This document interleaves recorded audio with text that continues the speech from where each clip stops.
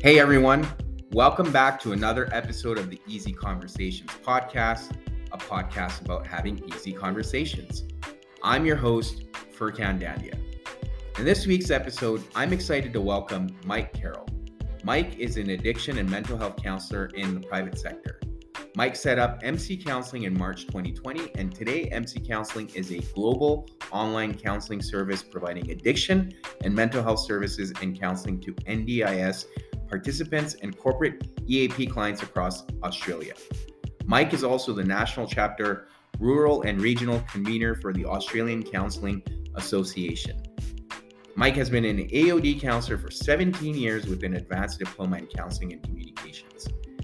Mike brings lived experience to his work with clients and is passionate about personal development and helping people to become the best version of themselves, which is central to his successful outcomes with clients. In this episode, Mike shares his addiction journey and how he overcame addiction by finding love for himself. Mike and I then get into some depth about how social connections are important to overcome addiction. We talk about how most of us have struggled with addiction because we are seeking connections that we lack in our lives.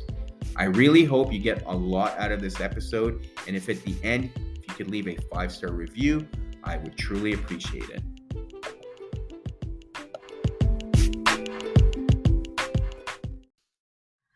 All right, Mike, welcome to the Easy Conversations podcast. I'm super excited to have you on. We've been able to connect on Instagram, and fortunately, I was able to be a guest on your podcast as well. But I'm really excited about the topic we're going to cover. I feel very passionate about it. And before we get started and have this amazing conversation, I want to give you an opportunity to introduce yourself. I'm assuming people will be able to tell from your accent where you are, but if you don't mind sharing that and sharing a little bit about what it is that you do. Furkan Dandia, thank you so much for the opportunity to come on Easy Conversations, because I've listened to a few of them and I really like the way that you interview people, and I love the way that the messages that you get out to the world, especially via Instagram. So my name is Mike Carroll. I have a global online addiction and mental health counselling service, and I opened that up just as we went into lockdown. It wasn't supposed to be a online counselling service. We were never meant to meet each other, but of course we were, because it was meant to be beach counselling. And then, because I live on the beach, the 90 Mile Beach in Sea Spray, which is in Gippsland, which is in Victoria, which, yes, is in Australia. So it's been a really interesting ride, because I've been a counsellor for 17 years. I've never had my own service, never had the idea or the concept or the know-how to do that. But I've always been very passionate about the alcohol and other drugs industry, and also about recovery and removing addiction from people's lives, and the systems and the processes that maybe we use these days aren't the best, and we can learn from 100 years of trying with systems and services that haven't worked, or maybe have worked at the time but need updating the way that life needs updating. And to be able to have this opportunity now to have my own counselling service is awesome. And it's awesome because I've got a lived experience of addiction as well as mental illness, with anxiety, with depression, with never feeling enough in my life, and using drugs and alcohol to numb that pain, as well as that gambling, pornography, lots of negative things in my life that meant things weren't never very, very good. But I found a way to love me, and in loving me, the way that I communicate to the world is a whole different way to the way that I communicated when I didn't feel loved. I didn't feel love in myself. I didn't feel it from other people. I felt scared of intimacy, which is the ultimate way that two people connect, as we know. And so with all of this, as well as a previous life in commercial radio, I was able to bring my experiences, but also ways to help people to remove addiction from their lives, and to live a life that's better without that addiction. And most of us think that, of course, a life will be better without addiction. But unless we've dealt with the trauma and or the problem that was too difficult to solve that addiction did solve, then we're not really going to be able to solve that addiction problem. So it's the hard work, it's the inner work with trauma that we do to help people to remove addiction from their lives. So it's very, very heavy work, but it's important work, and every client is very different as to what they need. Yeah, no, that's amazing, and thank you for sharing a little bit about that, and congratulations for being able to have your own service that you're able to provide to people. And you've touched on some great notes that I wanted to also discuss with you in this episode. So it's like you had my notes or something, um, but the fascinating thing or interesting thing I would say, and I think it's very common, myself included, quite often you need to go through that journey yourself before you can truly get to a place where you find that purpose to serve others.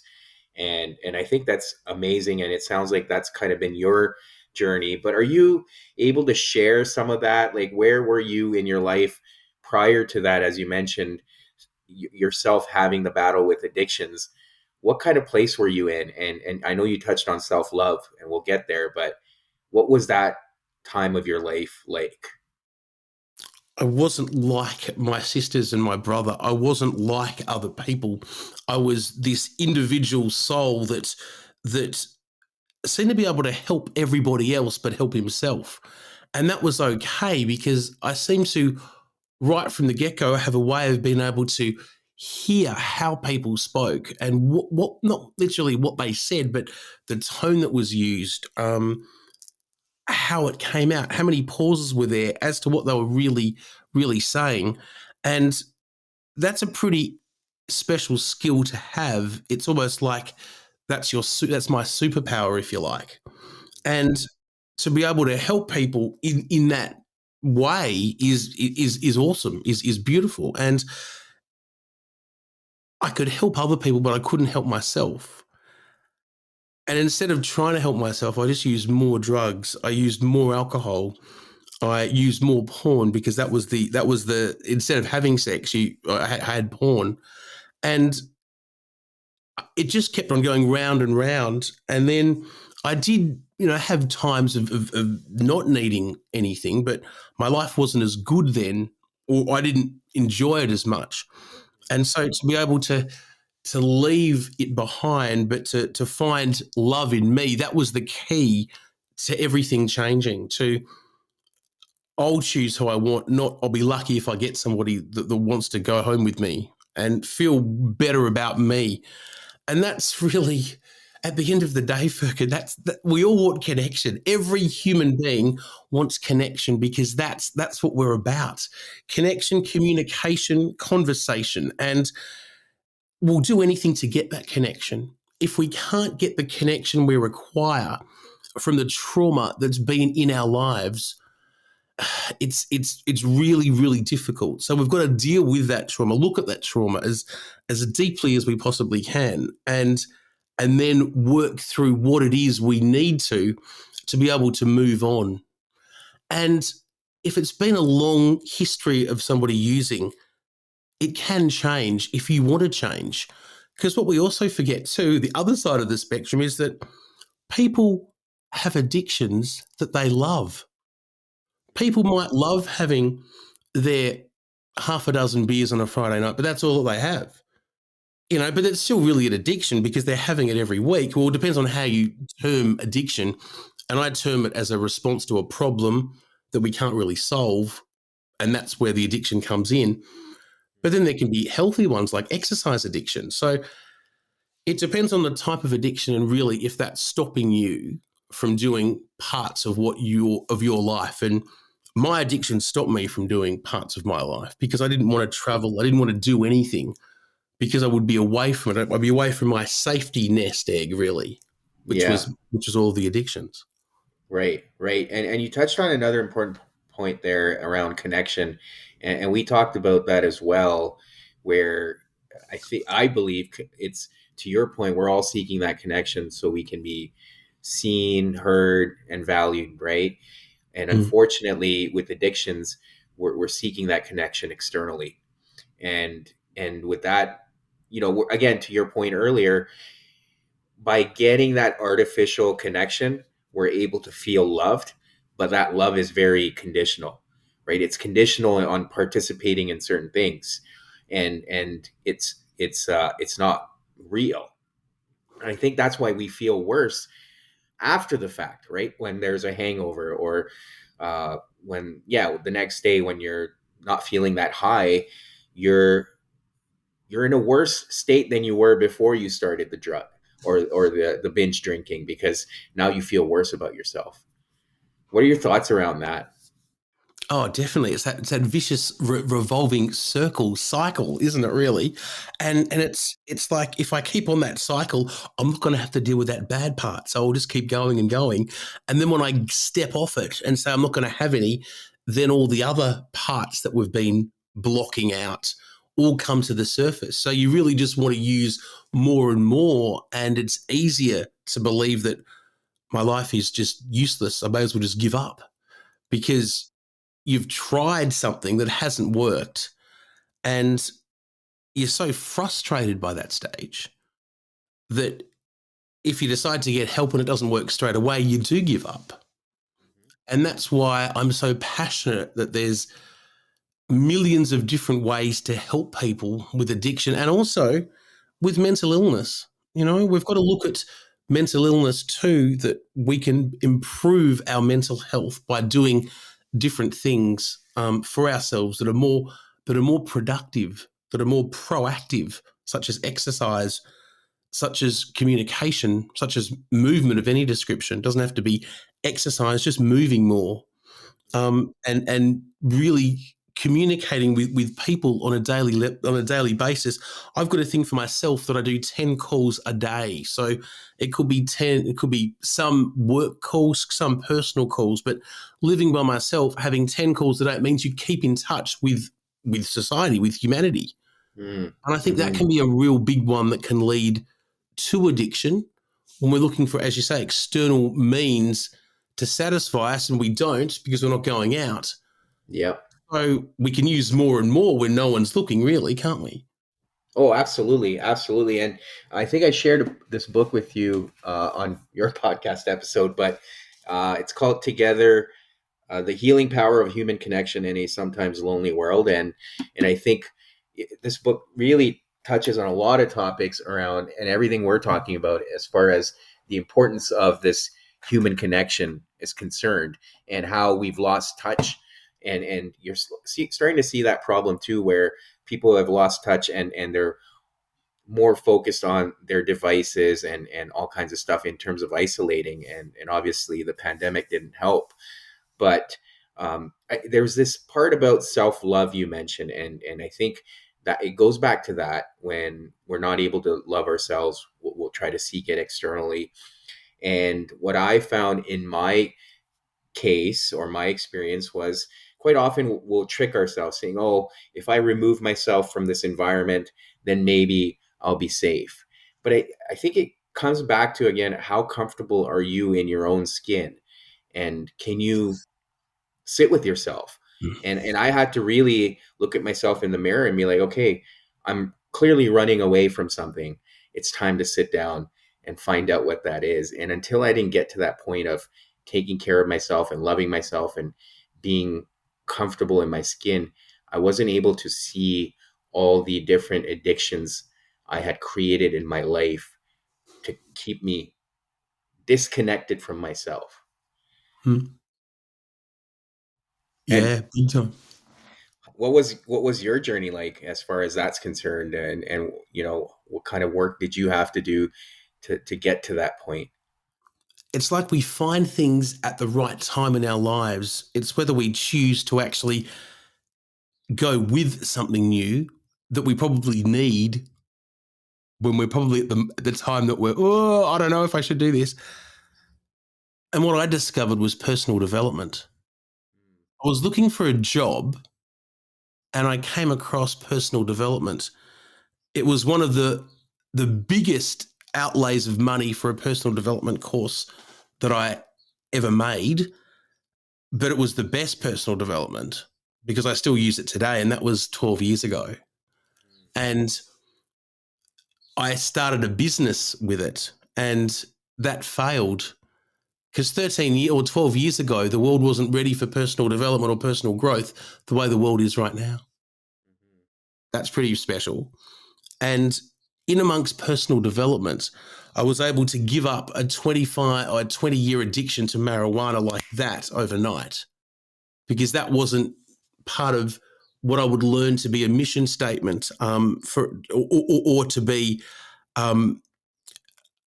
a mission statement or a line or a mantra for your life that would be how you create your life, as opposed to just doing whatever you do. And getting some structure with personal development, understanding, leaving the herd, being your own person that stands strong because you've got something great to offer, as every single person does. Seeing it differently, believing this should be a topic that's taught in schools, because it's so different to what we know and what we are, I suppose, subjected to with social media, with movies, with TV, with pop stars. It's all about having to be this amazing person that we're kind of told we're not, but we are, but in different ways. Yeah, no, absolutely. And I think we've talked about this as well too, but often it's hard for even people to ask for help because there's so much shame attached to addiction, right? And one of the things we've talked about is there's certain addictions that are socially acceptable, like your example of the exercise. Perhaps maybe there's nothing wrong with it, but it's socially acceptable, right? Porn is socially acceptable. So you can't even say, like, people, and I've shared my experience with that too. When you kind of talk about it, people are like, well, I just do it. There's nothing wrong with it, but it's not talked about as a problem. Or there's other forms of addiction like alcoholism or addiction to drugs that are shameful. And it's hard for people to be like, hey, I'm struggling. I need help, or I need a connection here, or maybe don't judge me. But that's not talked about. And I don't know if that's something you've come across. And, what would you say to people that are trying to get help and don't know how to ask? Before I go there, Firkin, I think the important part is that if I've got a bag of cocaine, I'm cool. If I've got a pipe, I'm about to smoke some meth, I'm very uncool. Yeah. So we stigmatize the addictions, Yeah. like, and like, seriously, and when we look at it like that, it's like, oh, we've really got no idea. Yeah. What was the question again? I've got before we go. Well, no. I guess thank you for adding that, because that's another good example. The question was really centered around, because there's so much stigma, like you said, around even within the types of drugs that are used. How can people ask for help? Like, obviously, there's that shame attached to it, right? If there's any time that anybody could ask for help and not feel ashamed of it, it's right now. It doesn't have to be about addiction. It can be about mental health, can be about, the way that you're walking, that you're not happy with it. And, because right now, that's actually cool to ask for help. Most of the time, it's not cool to ask for help. But right now it is.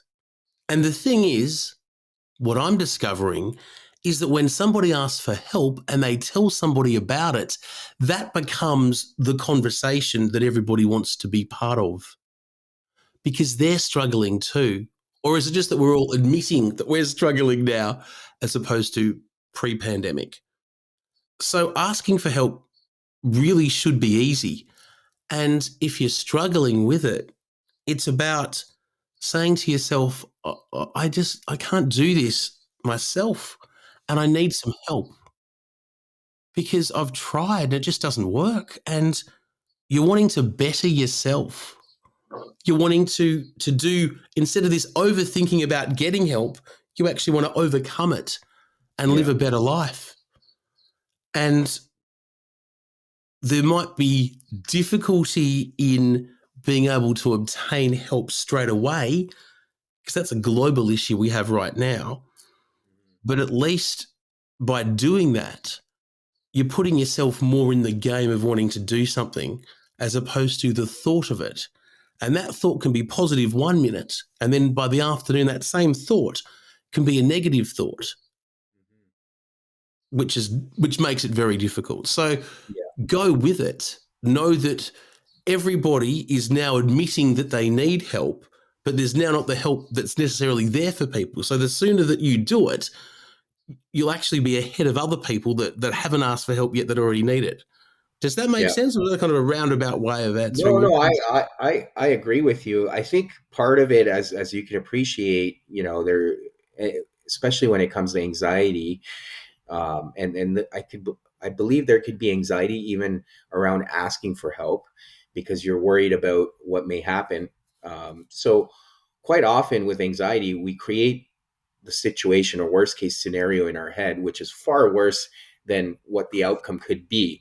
But that's how we create that narrative in our head. And often with asking for help, it's very similar. We've created the story in our head, and that's becomes our fear. But when we actually start asking for help and opening up, it becomes a lot easier. And often the response we get is very positive, as opposed to what we've thought about in our head. And the other piece there is it makes it easier for other people to talk about. It often gives other people, it empowers other people to speak up about their problems. It helps you to form, again, a connection, because you're probably not the only one struggling with something like that, because I truly believe we all have some addiction we're dealing with. And the root cause always comes back to seeking that connection. So maybe if we're able to talk about it and ask for help, we can build a community around that and support each other. I love it.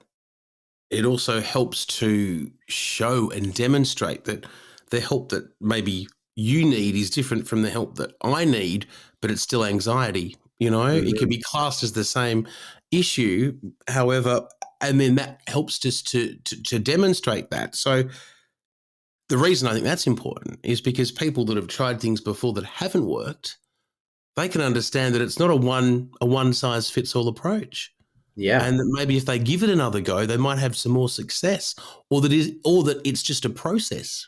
It doesn't just happen straight away. Yeah. No, I agree with you. And I think kind of building on that, as you can appreciate as well, that it's very complicated, right?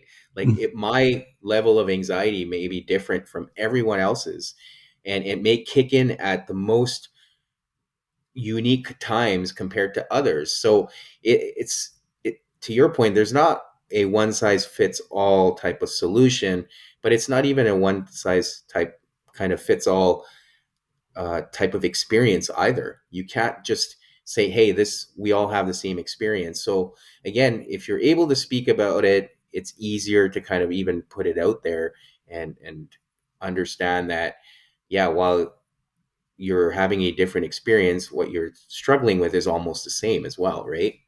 Yeah. And by getting it out there, by externalizing it, you actually help to focus on what's important for you to work out. Because our brain is just a filing system, and it's a filing system, and so we want to make sure we can get the most out of it when we need it. Hmm. Absolutely. Yeah. Yeah.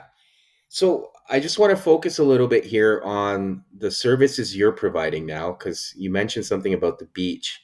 So I want to hear more about that, because I'm interested. I'm sure the listeners are too. So I was originally going to be beach counselling. So, because what I did find was when I first moved to Sea Spray, because it was only 6 weeks prior to lockdown, so I've only been here a couple of years, was that friends that would come, they would be telling me all these things. These are friends that I've known for years, all this stuff about them. And I'm like, hold on, there's something in this. Imagine if you did beach counselling, because people, when they go to the beach, they seem to talk because of all of the the sea air, the wind, the smell of the ocean, the waves crashing. So let's do beach counselling, and then that was ended with COVID. And so now, what's awesome to do, which is it is more exciting because it's bigger, and I do like big, is that it's a global addiction and mental health counselling service that has a program to help you get rid of addiction and deal with the issues that have caused that addiction, and also working on anxiety and depression with mental illness, and helping people to live the most holistic life and relying less and less on medication to be able to solve the problems that are going on. For sure, always believe that we need medication at certain times. And of course, consult your GP before stopping any medication, of course.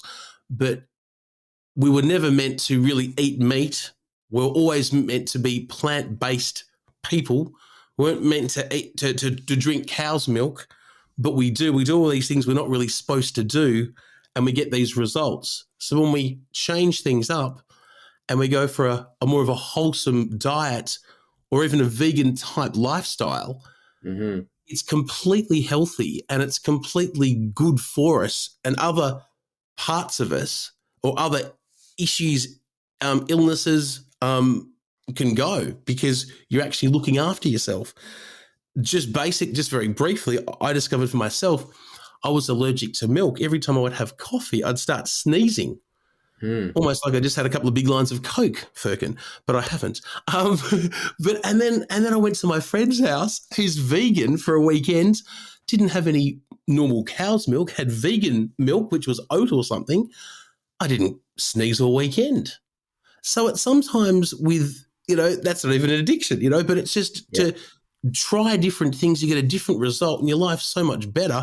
I love not sneezing. I mean, I do want to go out with all the wind in sea spray, but not sneezing all the time. I didn't even realize it was due to coffee. It was due to the milk in the cow's milk in the coffee. So we can try different things and get different results. Yeah, for sure. No, that's very interesting. So at the beginning, you had mentioned that in terms of the work you're trying to do and the services you're trying to provide are somewhat different now, as opposed to how things were being done even 100 years ago. So some of the stuff you've touched on already is, identifying the diet and taking care of yourself. What about do you want to touch on the holistic living? So I'm assuming part of that is diet, but what else are you focusing on and with clients, and what kind of results are you seeing from somewhat of a different approach? I think a lot of people with addictions want more. So I think that as soon as we can break it down and make it as basic as possible, the sooner the better. And when I say that, so I'll use the example of my place in Seaspray. It's very, very cheap. It's a beach shack. I've got lots of great equipment in here because I love my tech and I need it for all the stuff we do now. But it's very basic. So I enjoy going to my friend's house to have a shower, because my shower, it's like a dripple. I'm a big person. It's a little drip. But their shower it's fast running. So it's like, and it's got a decent stream of water. It's like, when we can bring things back to basics, life changes, because we see things in a whole different way than we have before. And we don't want. We want to give. So it's the importance of gratitude. If you want something different, love what you've got right now, because then you're going to see the difference. How are you ever going to know it's the better thing if you've never been happy with what you've got right now? Yeah. So and for me, oh my God, I love my materialism, absolutely love it. But maybe that Porsche Boxster, Firkin, that I've wanted since I was 14, just like my MacBook Pro, which I do have at 45, 30 years later, maybe it's worth waiting for, or maybe it's worth going, hey, do I really need it? And let's be honest, I don't know how to use half my MacBook Pro. But when you look at it like that, it's just like, oh my God. And we bring it back to basics. Good food, good communication, good relationships, healthy living, movement, all of the stuff that if we do that regularly, we're going to be good, healthy human beings, not putting so many toxic chemicals into our body, whether it's stimulants or depressants. Yeah. Yeah. No, for sure. For sure. Yeah. And it's important to, another point you made there is when you're wanting something, it's also trying to understand where is that need coming from? Like, or sorry, not even that need, where is that want coming from? What void are you trying to fill? Because often that can answer a lot of questions for you. And also going back to that root around connection in terms of what we're seeking, it can help us understand why we want this thing because it might allow us to connect with someone, and that can answer a lot of questions, and perhaps you can do away with whatever that materialistic thing is, or whatever that future want is, and to your point, find gratitude in the present rather than focusing on, okay, I want this thing tomorrow or in the future. And the satisfaction is so much different. And that's something you don't hear talked about that often. That the material, getting the material possession, the satisfaction of that is so much lesser than enjoying a shower with the shower head that runs heavily because you're a big person and it's nicer because Yeah. you're feeling that. Actually, that's emotionally connected. And we all know between emotion and logic, emotion's always going to win. So let's give it something to win with. Yeah. Yeah. No, that's fair. And what if, like, so again, thank you for walking me through your approach and the things you like to focus on with clients. How are you seeing the results? Like, what are you seeing different, and what are clients telling you when, they come back and say, hey, this is working or this isn't working? Like, what type of feedback are you getting? Oh, it works for everybody, Firkin. Come on, let's be honest. Everybody walks away a winner. What I get is the biggest thing that comes to mind straight away is that I never thought there was trauma attached to my addiction. And it wasn't Mm, until you let me talk for almost the whole session. And then you said two things at the end. I'm like, oh my God, I didn't know it was that simple or that's what it was. And so giving them their wow moment, um, as they're talking or after they've finished talking that they never expected to get, um, mm, makes them see things differently. So the trauma that's attached to it, also just that other things that they weren't aware of, and I think that's the big thing.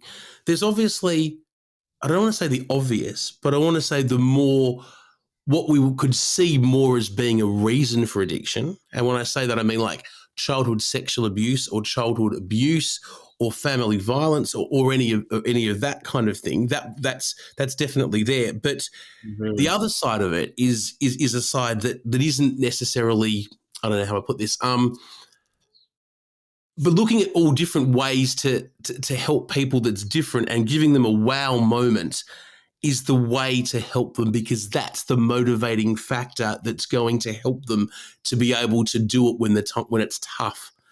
And if they can overcome that, we see other areas of their life that improves, and that just happens over seeing them a week later, and then that happening there. So that's the difficulty there in regards to that. Yeah, yeah, no, no, that's a great point, and I think the trauma aspect again allows us to have compassion and empathy for the concept of addiction. And like I said, we can all experience it, but it's understanding that there's that bit of trauma too that the person is trying to numb, or again seek that external validation or whatever it is. It allows you to again get to that human level and have that appreciation for others and what they may be going through, and perhaps look at being more of a support rather than kind of looking at people, and to your point earlier, oh, that's not cool and that's cool, right? So it comes back to that whole understanding of the human experience, and being supportive even from that standpoint. And I think too of having that individualized response to yourself as to what's happened. It doesn't need to be a universal response. It can be your response, but it doesn't need to be responded to with addiction. It can be Hmm. responded to with your emotion that may have been too much up until this point for you to be able to deal with, which is really special in itself because it means so much to you. Yeah, for sure, for sure.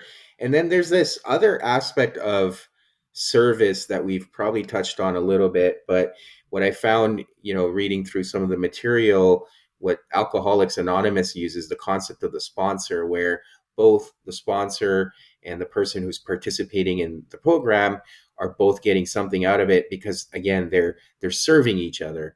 And you quite often find that when people are able to seek out service, it could be whatever form in terms of being able to support others or help or give back, then you're able to again connect with yourself on a deeper level and often overcome that addiction. Service is so important. It really is. But it doesn't need to be to a program. It needs to be about helping somebody else in their own right. So Mm-hmm. service might be, for me, it's although it was a voted on position, it's volunteering my time for the Victorian Alcohol and Drug Association as a board director that helps all of the government funded agencies, which does nothing for me. They're, if you like, they're my opposition or they're my competition. But the Yeah. service is I can bring my knowledge of a lived experience to a board level and be able to talk about how we can help people. In Mm-hmm. Victoria, we've just had a Royal Commission into mental health. And with that, it's a lived experience workforce. So I can assist with that. That's the service that we've got to talk about. That's obviously service on a big level in terms of what I'm Yeah. talking about. But the service you can be is showing other people that they can get off the drugs, off the gambling, off the porn, off the whatever, that there is hope. There is hope for everybody and there's hope for them, and they've found that. So service is important, but it's about helping the person, not helping the program. Mm-hmm. Yeah, absolutely. Absolutely. Thank you, Mike. That was really great. And everything you shared has been great to hear. It's been a lot for me to learn as well.